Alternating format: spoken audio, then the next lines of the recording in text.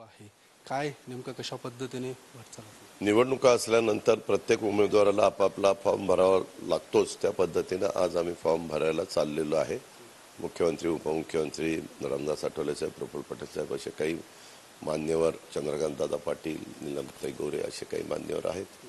तिथं साधारण गेल्यावर पहिली सभा होईल, त्याच्यानंतर फॉर्म भरला जाईल आणि त्याच्यानंतर सगळेजण आपापल्या भागामध्ये निघून जातील. दादा, काय आव्हान वाटतं, काय नेमकं तुमचं निरीक्षण काय आहे, कशा पद्धतीने अॅनालिसिस? त्यानंतर ती निवडणूक तुल्यबळ आहे असं समजूनच मी निवडणुकीमध्ये उतरतो. आजपर्यंत तीच माझी परंपरा आहे, परंतु लाखाच्या फरकाने तर आम्ही निश्चितपणे निवडून येऊ असं मला विश्वास आहे.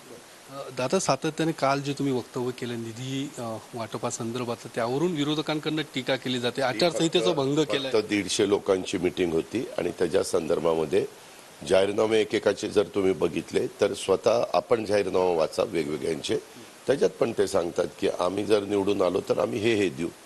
तशा पद्धतीनं मी विकास कामाला निधी देईल असं ते सांगितलं. पण कुठेतरी एकूण कौटुंबिक पातळीवरती ही निवडणूक जाते, या पद्धतीने द्यायची काही गरज नाहीये.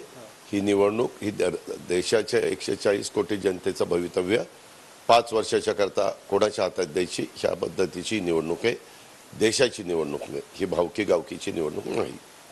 जो काही आरोप केला जातोय आणि त्याबद्दल काही तथ्य नाही. पण दादा, ज्या पद्धतीने काल देवेंद्र फडणवीस आणि तुम्ही सोबत एकत्र होतात, काल काही मोजक्याच कार्यकर्त्यांची बैठक सुद्धा पार पडलेली आहे आणि तुम्ही अशा बैठका नेहमीच पार पडत असतात. निवडणुकीच्या काळामध्ये मनोमिलन करण्याच्या करता, गैरसमज दूर करण्याच्या करता अशा बैठका घ्याव्या लागतात. देवेंद्र फडणवीसांनी सुद्धा विश्वास व्यक्त केलेला आहे. भाजपच्या काही प्रमुख पदाधिकाऱ्यांना सुद्धा सांगितलं की आपल्याला बारामती जिंकायची आहे. आपल्याला महाराष्ट्रातल्या जास्तीत जास्त जागा जिंकायच्यात आणि मोदी साहेबांना पंतप्रधान करायचं, अशा पद्धतीनं महायुतीची एकंदरीत आखणी आहे. देवेंद्र फडणवीस काल बोलताना म्हटलं की सुप्रीम कोर्टाचा निकाल जर विरोधात गेला नसता तर त्याच वेळी अजितदादा आपल्या सोबत राहिले असते आणि सोबत आम्ही काम. मागच्या ज्या गोष्टी झाल्या गेल्या गंगेला मिळाल्या. 2019 2024 मध्ये काढून चर्चा करण्यात काही अर्थ नाही, ह्या मताचं मी आहे.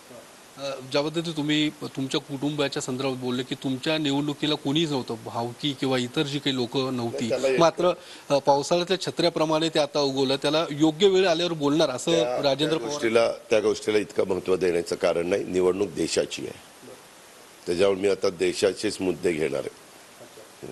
पण मग कुठेतरी पवार विरुद्ध पवार अशी सुद्धा निवडणूक केली जाते, पवारांना संपवायचं आहे असंही सुद्धा सुप्रिया सुळेंकडून सातत्याने म्हटलं जातं. निवडणूक नरेंद्र मोदी वर्सेस राहुल गांधी निवडणूक आहे, तसं कुठेही नाही पवारांविरुद्ध पवार, अजिबात नाही.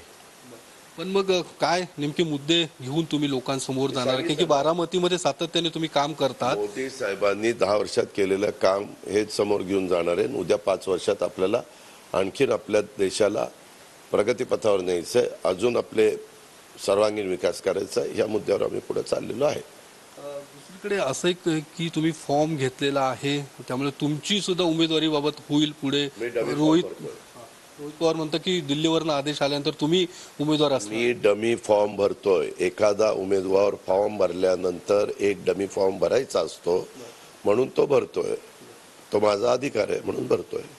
शेवटचा प्रश्न दादा, काय अनालिसिस तुमचं या संपूर्ण बारामती लोकसभा, कारण की तुम्ही फिरतात सातत्याने सगळ्या मताच्या पुढं महायुतीचा उमेदवार निवडून येईल. धन्यवाद दादा. तर अजित पवार आता आपल्या सोबत होते, लाखांच्या फरकाने महायुतीचा उमेदवार निवडून येईल असा विश्वास अजित पवार यांनी व्यक्त केलेला आहे. कॅमेरामन सचिन सह योगेश बोरसे, TV9 मराठी, पुणे.